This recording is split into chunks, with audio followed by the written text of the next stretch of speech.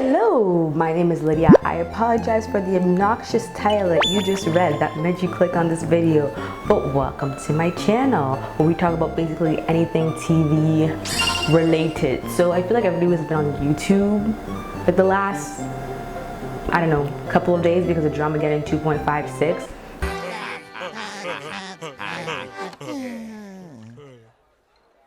I don't know, it's addicting, I feel you. So I've been returning to my roots of television. You are so corny. I've been returning to a specific kind of genre that honestly I think needs to be discussed and people need to be more on board with, which is the wonderful world of K-drama. So, as a black girl, as a foreign black girl who has never been to Korea, raised in Canada, I've decided to make this Korean drama starter guide. Alright, yeah. We're gonna have fun. I want to disclaim that I am, like I said, a black woman born and raised in Canada. Anything I say that may come off ignorant to the Korean culture, I apologize for. I truly do not mean any harm while making this video. I just wanted to share my love with K-dramas, so I apologize if I say anything that comes off racist or ignorant. Please let me know in the comments or anywhere on my social medias, and I will make sure to rectify that. Yes, so I decided to make this video to essentially help anybody out who wants to get into the fantastic world of K-dramas and doesn't know where to start. I will be discussing how I personally got into K-dramas, some things I love about K-dramas, a bit of how the system works in K-dramas and how they're aired and whatnot, as well as discuss some of my personal favorite K-dramas as well. This is concealer, by the way. I should call him. Before we start, you are very old and you need to play your age and not 12. please follow me on my social media, Instagram, Twitter, and TikTok. I try to post once a week on those platforms, but my main gig is my YouTube, so if you want to see more of me, please subscribe. I'm dropping in the dark and sitting on your drives and I hit the brink. So I actually got into Korean dramas in about 8 years ago, almost 9 years ago, in the year 2012/2011, about that time. That was the time when I also got into K-pop. I wouldn't call myself a K-pop stan any longer, however it was a big part of my life. So if I'm discussing Korean dramas and the K-pop fangirl just comes, she comes out and jumps, I apologize, still like K-pop, however I'm not as in it as I used to be. I got into K-pop first. That's the common way for a lot of people who usually get into K-drama start off to it. I started watching K-pop idols on shows that they would appear on for like interviews. It's like in America, an artist will go on a TV show and they will ask them just point blank question. In Korea, what they do is that they actually go into this Korean variety shows that they call it, and it's like they do ask the idol some questions, but I feel like they kind of add a spin to it. So like, for example, like the show Running Man, like you get to know the K-pop idol because they'll be doing some weird scavenger hunt, or there'll be some kind of raid.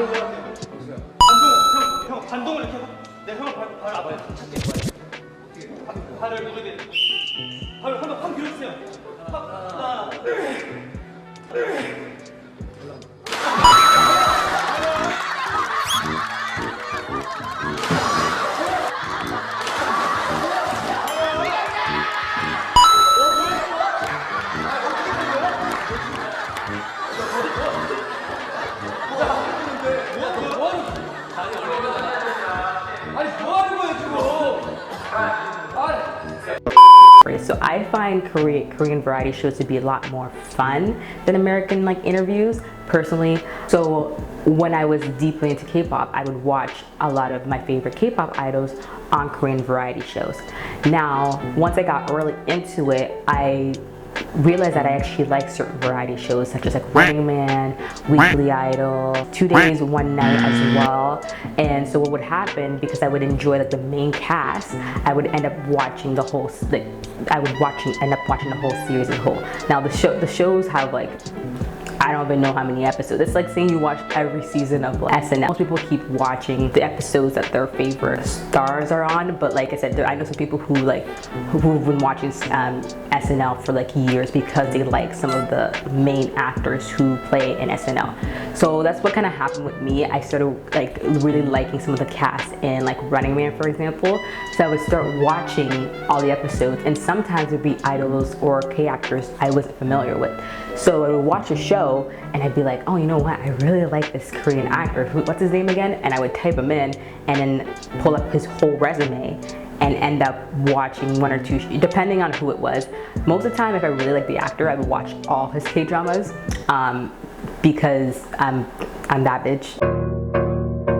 I'm that bitch. That's essentially how I got into Korean dramas, basically. So the first Korean dramas I remember watching were Soulmate, Heartstrings, which stars the magnificent Park Shin-hye. I think I've watched all of her dramas. She's the Korean actress It Girl.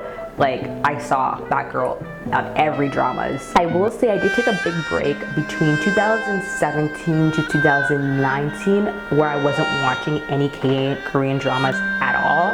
I called it like my Korean drama burnout year. I don't know, I just stopped watching Korean dramas. Last year, I couldn't tell you what happened, but I just started watching Korean dramas again and I caught up to the ones I've missed. I would like to say there's two types of dramas that you're gonna see a lot of, and that's morning dramas or evening dramas.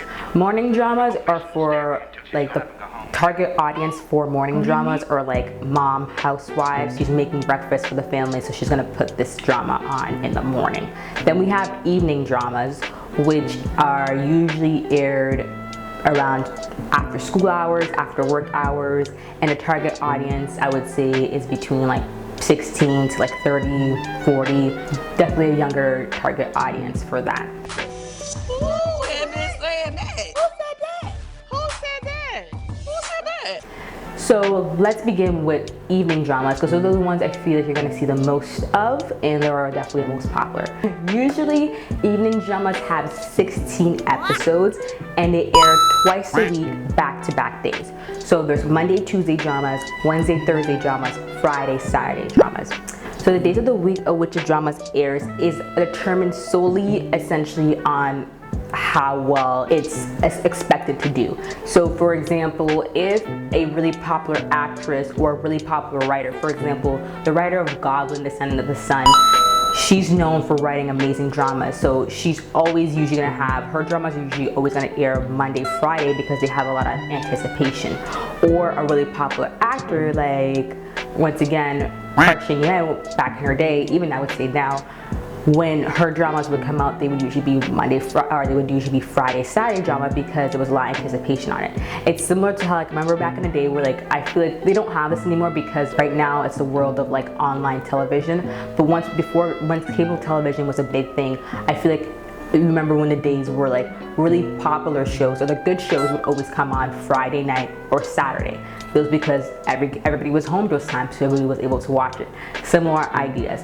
Usually a evening drama will be between, sometimes the pilot can be between an hour to an hour and a half per episode running time.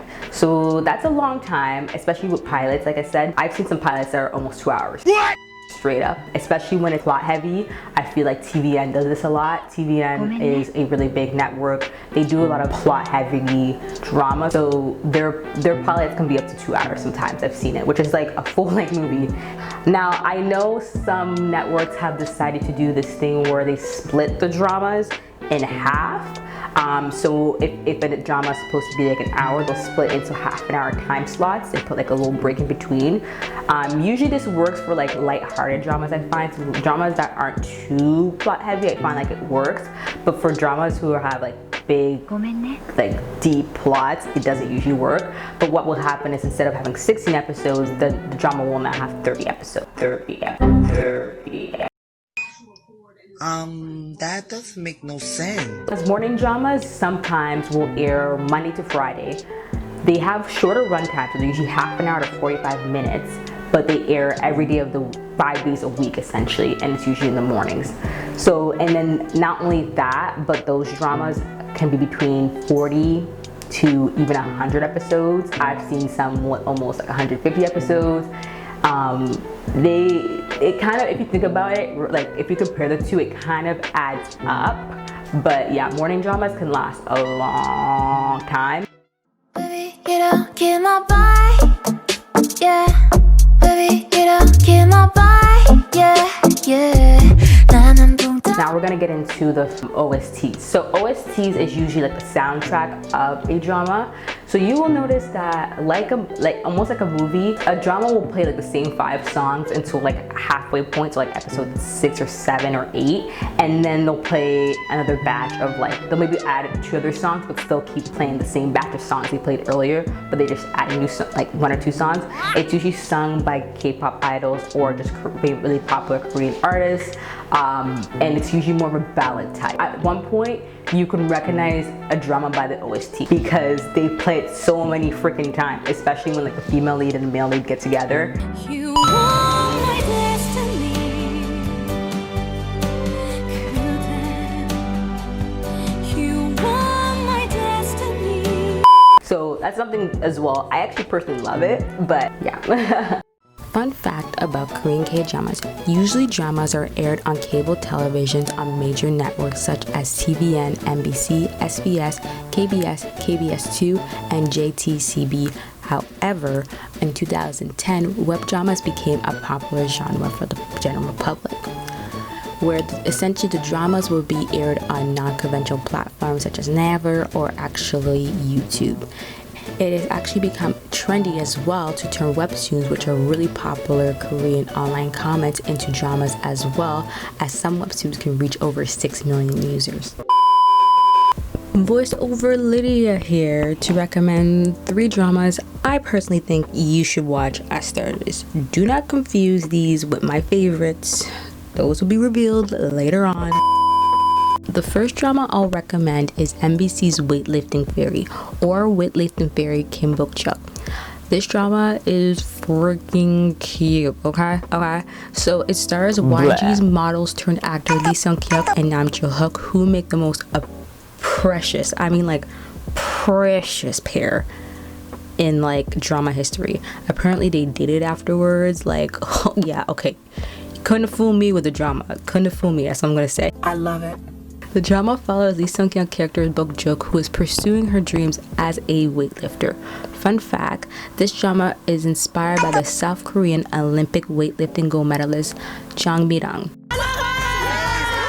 Not only is Bok-chuk trying to achieve her dream, but she's also in the pursuit of love, which brings in Nam Jo-hyuk's character Jang Jung-hyun. Well, actually, it's his older brother that she kind of falls in love with first, but you know where it's gonna go. You know where it's gonna go. What happened to the original plot of the movie?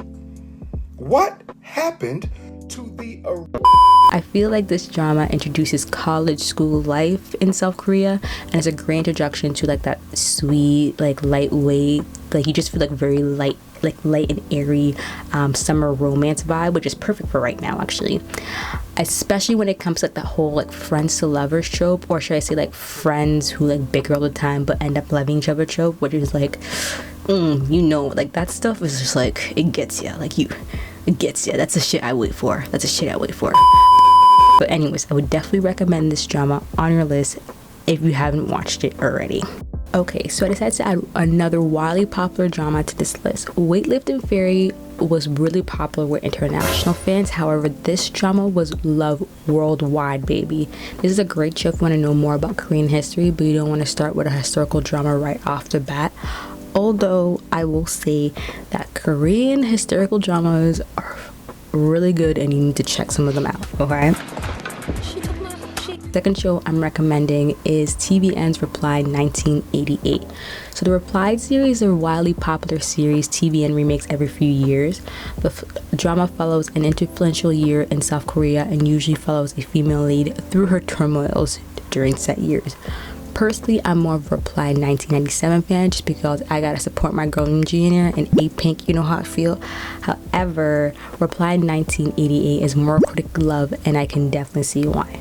The acting in the series is immaculate, especially when you got Kyo Kam-pyo, Roo Jun-yeol, and Park Bo-gum.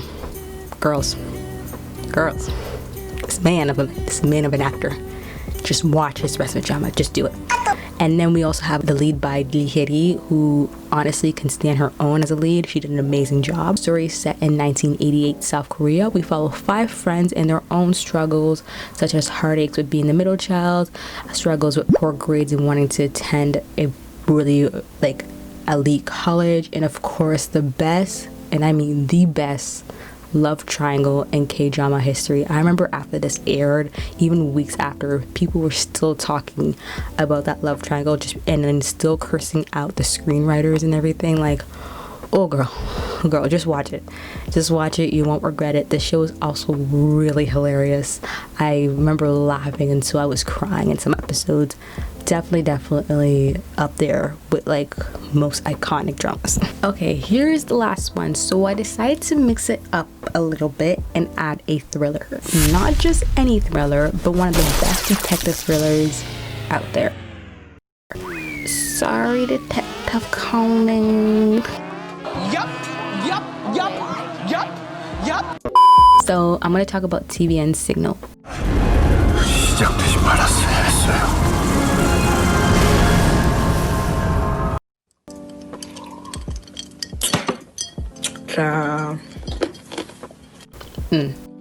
Y'all ain't ready for this. So this drama stars Lee Jun-hoon, Kim Hye-soo, who doesn't fucking age, by the way. I've seen like 5 of her dramas, look the fucking same, and Jo Jung-won. Holy trinity of actors, let me tell you. So our lead character is played by Lee Jun-hoon, is a police officer who doesn't trust the police.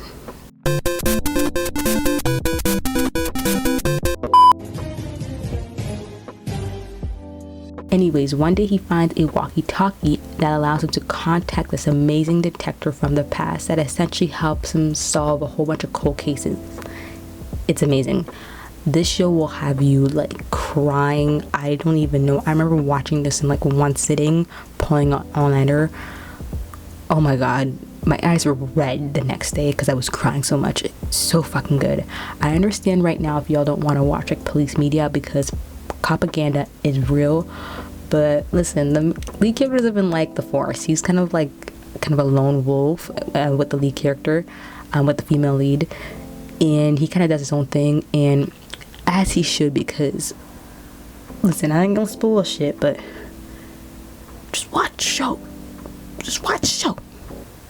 But that is all for my top 3 starter Korean dramas that you should definitely watch, especially if you want some things to kind of get you started in the Korean drama world.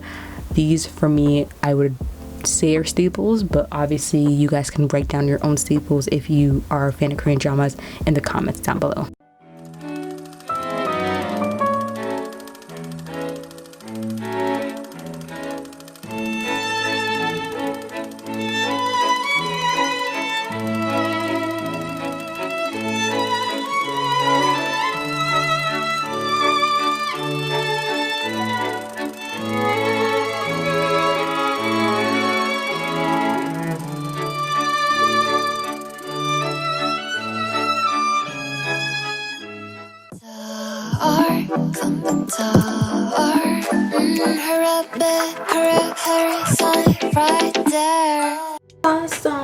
This is not supposed to be a mukbang type of video, but I guess it is now.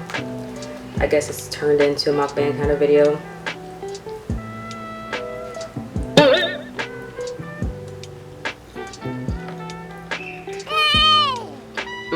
So grab a snack or grab some Korean food.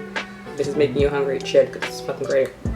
We're gonna discuss some things I love about Korean dramas and some things I think, you know, they can do better at.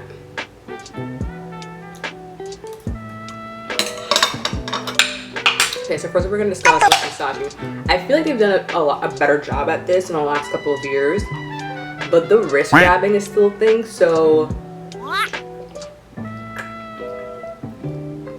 that needs to stop. Okay. So I feel like I see wrist grabbing people who are not watching Korean dramas. Like, what is she talking about? Wrist grabbing. Okay. So usually this will happen a lot. There'll be some kind of dramatic scene between the female lead and the male lead, and then she'll walk away and he'll stop her by grabbing her wrist, and it's this whole thing, and then they end up usually kissing or something, which we're gonna get to that in a second. Yeah, I'm gonna need to stop. And then they play the scene like 10 times over. So you're like, honey, I get it. He didn't let her walk away. We get it.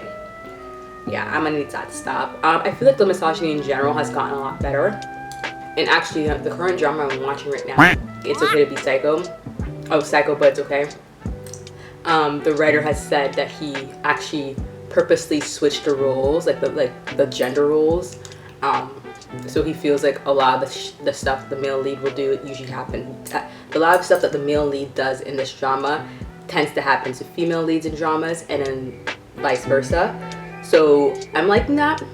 Kudos to him. It's a great drama, by the way. I'm gonna talk about my favorite dramas. The only reason why this is not on my favorite drama list is because it's not done airing yet. But it's so, like, I think there's only like 4 episodes so far, and I'm pretty hooked. Yep. Good freaking show. Okay. Next, we're gonna talk about the evil parent trope. Okay, guys, we gotta stop with this. We gotta stop with the evil parent trope. So basically, there'll be it's usually a mother-in-law or a mom, and she doesn't agree what her son or daughter's doing or who they're marrying. So they make the character's life a living hell throughout the whole drama, which evidently leads to them being bitch slapped in public every time. I mean, listen, there's a lot of bitch slapping happening in K-dramas, but when specifically when I see mothers-in-laws or mothers in general slapping their son or daughter, ooh, it gets me. Especially if it's like a mother-in-law slapping her daughter-in-law. I'm like, that's not even your child. What are you doing? The last thing I want to discuss are kissing scenes. Now, kissing scenes have gotten a lot, and I mean like tremendously better in the last like 5 years. So what would used to happen in K-dramas is the male lead and female lead would have great chemistry, right? A-sauce chemistry. And then they would kiss, and the girls were standing there.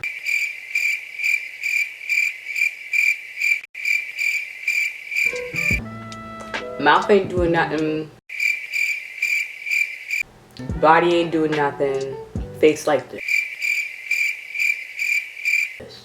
Surprise, shock face, whatever it is. I need that to stop.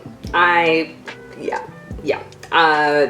It was I would hate it because like sometimes the drama would be doing so well and the chemistry would be like on point and it'd be doing so well, and I was like, yes, and they played me like that.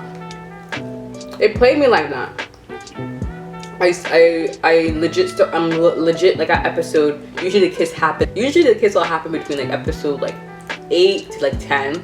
You'll usually get a first kiss. I feel like that has changed now. Like, and I feel like now they're doing a bit of twist where like the kiss either happens earlier, but most of the time if they're trying to like build up a romance, the kiss will happen at like episode 8 or 7, or between episode 8 and 10. Okay. And it's a great chemistry, and you're like, okay, I'm ready for this kiss, I'm ready. And the kiss happens, and it's like nothing. The kiss is just a girl standing there, and the guy's doing like all the work, barely sometimes. And I'm sitting there, I'm like, so, what is that? What is that? Oh my God! What is that? No. Hello, voiceover Lydia here again. We're going to discuss my favorite dramas. I feel like some of these are going to reveal a lot about my personality, but anyways. First, we're going to discuss a drama that will tug on your heartstrings 20 minutes into the show. This drama is called Incomplete Life by TVN. Just so you know, TVN like has the best cinematography. Great plots too, but best cinematography out of all of them. All of the networks, hands down. This drama stars Mcclain, who plays the underdog Jung Gi-tae. After Jung Gi-tae plans to become a professional Go player, a competitive strategic board game invented in China are no longer obtainable, he gets a regular office job as an intern to support himself. The show showcased many of the hardships of the typical working class in South Korea as we followed along Jung Gi-tae and his co-workers. Listen, I gotta give a shout out to Mcclain for making me fall in love with his character. Honestly, it's got like the typical like you're rooting for the underdog, you know, and he prevails at the end, but it just tugs on your heartstrings so much that you just want to root for him and you cry for joy every time he succeeds. I also gotta give a shout out to like Lee Seung Min, Kang Sora, Kan Ha-ryun, and Byung Kyung Han, who I actually, because of this drama, fell in love with him as well. I've watched all his other works as well. Did amazing job. Their chemistry was so good. Such a good show. Like I said, it's a typical plot, nothing much like, you know, it's working class in South Korea, but definitely worth the watch.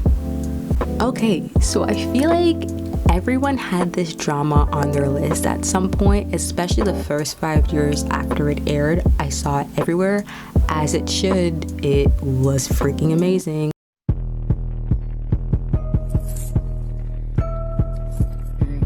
The second drama I'm speaking of is KBS's 2 School 2013. School 2013 is about high school students. Girl. I mean, come on. Okay, yeah, like hear me out, okay? So like the Reply series, it's an anthological series that airs every 2 years, although I haven't seen like any new ones released lately. I don't know what's going on with that. Give it to me now. But it follows different schools and different students each season. This season stars the infamous Lee Jung-suk, who is wildly popular. Anything he stars in is instantly super popular. And Kim Woo-bin, who is also wildly popular. However, I know that he was diagnosed with cancer, I believe, a few years ago. And he just recovered like recently, so he's coming back, but he had to take a long break from dramas.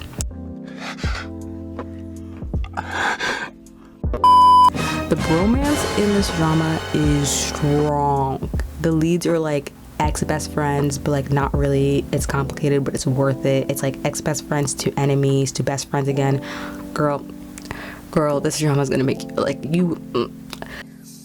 I love it. This drama is great to showcase the high school life in South Korea. Obviously, I feel like some things are exaggerated, but from what I heard, it's a pretty good depiction of high school life in South Korea. This drama is gonna make you want to scream at your TV, at your phone, wherever you're watching this. I'm pretty sure I threw my phone at the wall the first time I watched it because there were some scenes that got me livid. Anyways, have fun watching this drama. Okay, so we're at the final boss, y'all. This drama will rip you apart.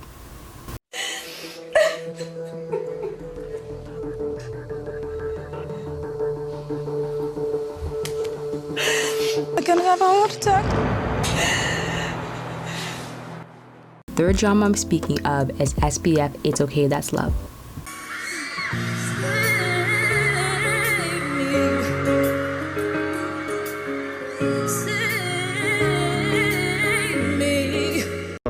I legit had to take a moment of silence because I'm legit getting choked up thinking about this fucking show. So this is one of the shows I mentioned earlier with a very unique plot. The show starts off with Young Hee-jeon, who plays Ji Hye-seo. Every drama this woman plays in is immaculate. Master Sun, the producers, Camilla Booms like a true goddess, and Jung Sun, who plays Jang Jae-hyul. Funny enough, I was introduced to this actor through Running Man, a K-variety I mentioned earlier, and it so happens that Kyung-soo, one of the main showrunners, or as they like to call him, the Nation Giraffe, also plays in this show. Anyways, Jang Jae-hyul is a famous novelist who gets in this like huge plagiarism scandal and ends up living in with Ji Hye-seo. Honestly, this drama is so good. This drama heavily plays with this mental illness factor. I feel like it depicts it very, very well. However, I do feel like there are some aspects of it that are all a little bit exaggerated. However, it is such a heartwarming drama, such great acting. Definitely, if you don't like any of the shows I mentioned earlier, just watch this one and you will be blown away. I also gotta give a quick shout out to my boy Dio. This is, I think, was one of his first role, and he knocked it out of the park.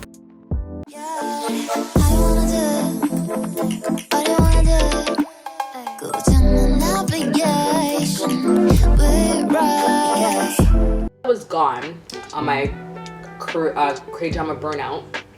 I noticed that Netflix started to incorporate Korean dramas, which is great because back in my day, there were 2 websites you can watch K-dramas at the and that was Drama Fever and that was Viki. So Drama Fever, you paid a membership and then you can watch as many dramas, and then Viki's, you can watch some dramas and then they lock some episodes and then you gotta pay to watch. They'll eventually release the rest of the episodes. However, it usually takes like a week after. If you're a K-drama fan, nobody wants to wait a week after the original episode aired. Nobody wants to do it, especially because Korean dramas 98% of the time end in a severe big cliffhanger. So nobody's waiting a whole ass week when I'm seeing spoilers all over the place about the drama. No, it's not happening. So most people would just buy a membership because they weren't gonna wait another week for it to unlock. But Drama Fever, I'm pretty sure, if I remember correctly, you just bought a membership. I'm pretty sure you can watch all the episodes, but there was like, if you got a membership, you got to watch it ad-free in HD. So everybody loved Drama Fever because it was like, they're not prohibiting you from watching anything, they're just making it like less quality, which I don't care. If I'm getting my drama, I don't care if it's less quality. I come back from my burnout and I'm like typing in Drama Fever on my computer, and what do you know? Drama Fever is gone. She no longer exists. Girl went bankrupt. So I'm all for it being more accessible to everybody else. However, my whole problem with it, I'm gonna get mad, is the dubbing. No ma'am. No ma'am. Why y'all dubbing it? Why y'all dubbing it? And before y'all say something, I'm against anime dubbing as well. I've watched anime dubbing, but I don't like it that much. I don't like the fact that they're dubbing Korean dramas. I feel like that takes away from it. I honestly feel like it takes away from it because I feel like there's so much culture within the language of it. So taking it away, you're kind of losing that aspect. It's like what Bong Joon-ho said when he won his Oscar, and he was like if you just get away from the barrier of like reading subtitles, you can like, your world would be expanded. Americans are so lazy to read subtitles. We gotta dub Korean dramas now. No, and I get it. They do that with like shows like from other countries as well. So I know like they do that with like Elite. I know they've done that. Same idea, but I don't agree with that either. Fun fact about Korean K-dramas. Korean K-dramas also have a big premiere similar to America, where we have a Netflix show that's released and there's a big red carpet event. Do something similar, except it's a conference and they ask the stars a whole bunch of questions. And unlike American TV shows that are filmed and produced months ahead, most Korean dramas will start airing with only 2 or 4 episode shots. This can make deadlines crucial and lead to overworked actors and staff. Lately, some directors have opted to pre-produce dramas. However, the upside of shooting while airing is gauging the audience reaction, which can make or break a drama.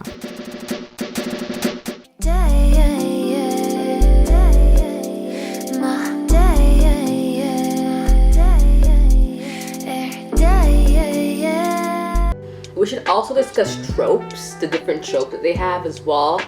So my favorite thing about Korean dramas is the different tropes. I don't know if it's because we have tropes here in America too, but I don't know why I find Korean tropes like just better. So we have like the chaeba, like it's basically like rich kids, like rich parents, kind of like heirs. Like, so my parents are rich, so I'm rich.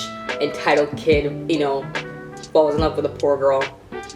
Classic.